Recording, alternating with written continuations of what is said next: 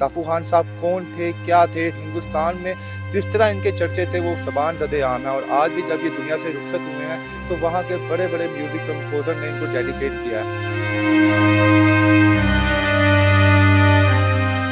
उस्ताद ताफू के हवाले से मैंने सिर्फ एक बात देखी कि इनके यहाँ अपनी फैमिली मेम्बरान ही नहीं, यहाँ उनके मद्दाहों की, उनके चाहने वालों की भी एक बहुत बड़ी तादाद थी जो तदफीन के पूरे अमल में शरीक रही। हिंदुस्तान में अगर ये होते तो इनका और प्रोटोकॉल, लेकिन मैंने भारत में फिर ये कहूँगा कि उस्ताद ताफू के लिए जो मैंने आज मोहब्बत लोगों में देखी है ना, वो कम ही लोगों में मैंने देखी है।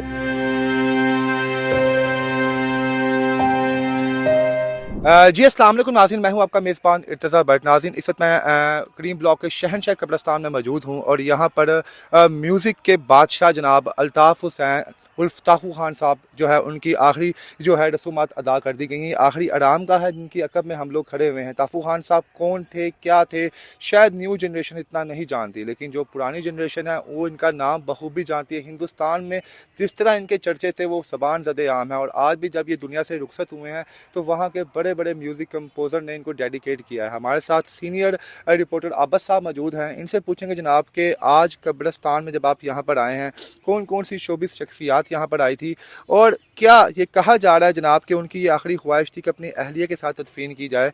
आप यहाँ पर थे, क्या मनाजर आपने देखे? अस्सलाम वालेकुम सर। जी वालेकुम अस्सलाम। बट सब बुनियादी तौर पर मैं वैसे तो हम सारी ज़िंदगी जनाज़ों में शिरकत करते रहते हैं, हम अपने तौर पर पर्सनल ज़ाती हैसियत में भी जाते हैं।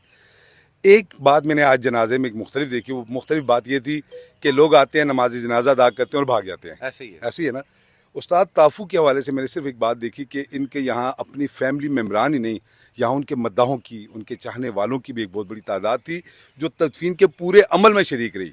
वो यहाँ इर्द गिर्द मौजूद रहे और जब तक तदफीन का अमल मुकम्मल नहीं हुआ वो यहाँ मौजूद थे। फिर जाते हुए हर बंदे ने यहाँ बाकायदा कब्र के पाँव को हाथ लगाया, जो उनके मद्दा थे, जो चाहने वाले थे, और उनके लिए दुआएं करते हुए यहाँ से रुखसत हुए। तो उस्ताद ताफू से मोहब्बत का लोगों का बहरहाल मुझे तो आज बड़ा अच्छा लगा कि शुक्र है हमारी फिल्म इंडस्ट्री में भी कुछ ऐसे लोग हैं जिनसे लोग दिल से मोहब्बत करते हैं। अदरवाइज तो ये आपको पता है कि चढ़ते सूरज के पुजारी एक लोग होते हैं। हमें यहाँ पर एक चीज़, जिस तरह आप कह रहे हैं यहाँ पे लोगों ने टाइम दिया, हमें बड़ा खूबसूरत लगा। साहर अली बका जो अब पाकिस्तान के उभरते हुए सितारे हैं, बल्कि वो हैं एक सितारे बन चुके हुए हैं, वो थ्रू आउट जनाजे से लेकर जब तक तदफीन नहीं हुई वो अपने उस्ताद को आंसुओं में रुखसत करते रहे।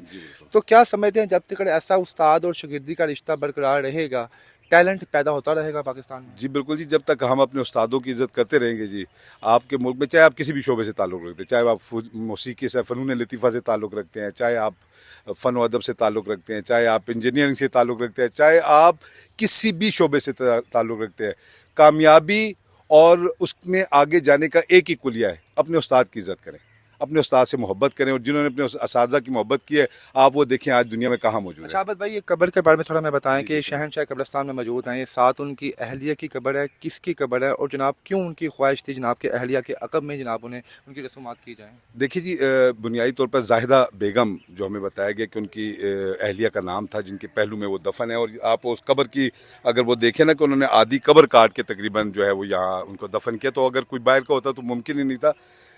उनकी ये ख्वाहिश थी कि अपनी अहलिया के साथ दफन हो। अब जैसे आप मोहम्मद अली साहब की कब्र पे चले जाएं तो ज़ेबा बेगम ने उनके पाँव में अपनी जगह रखी हुई है कि मैंने यहाँ दफन होना है।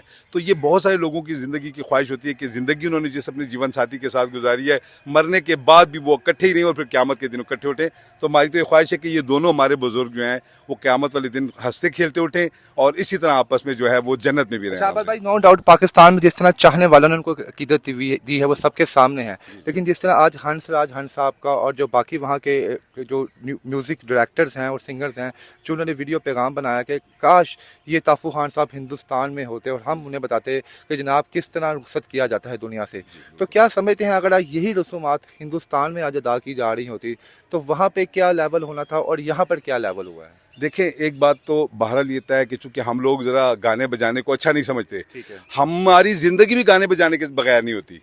हमें मौसीकार भी अच्छे लगते हैं, हमें मौसीकी भी अच्छी लगती है, हम सुनते भी हैं, रात को सोते भी हमारे कानों में हैंड फ्री लगी होती है और हम सुन रहे होते गाने से। लेकिन हम गाने बजाने वालों को, मौसीकारों को अच्छा नहीं समझते। जो हमारी बहुत बड़ी, या तो ये मुनाफ़क़त हम लोग ख़त्म कर दें, या तो हम कहेंगे जनाब हमें नहीं पसंद तो हमें फिर कोई चीज़ भी नहीं पसंद। हमें उनका फ़न तो पसंद है, ہمیں ان لوگوں کی زندگی اور ان کی ذات پسند نہیں ہے. تو یہ آپ بالکل ٹھیک فرما رہے ہیں کہ ہندوستان میں اگر یہ ہوتے تو ان کا اور پروٹوکول. لیکن میں نے بھارت میں پھر یہ کہوں گا کہ استاد تافو کے لیے جو میں نے آج محبت لوگوں میں دیکھی ہے نا وہ کم ہی لوگوں میں نے دیکھی ہے.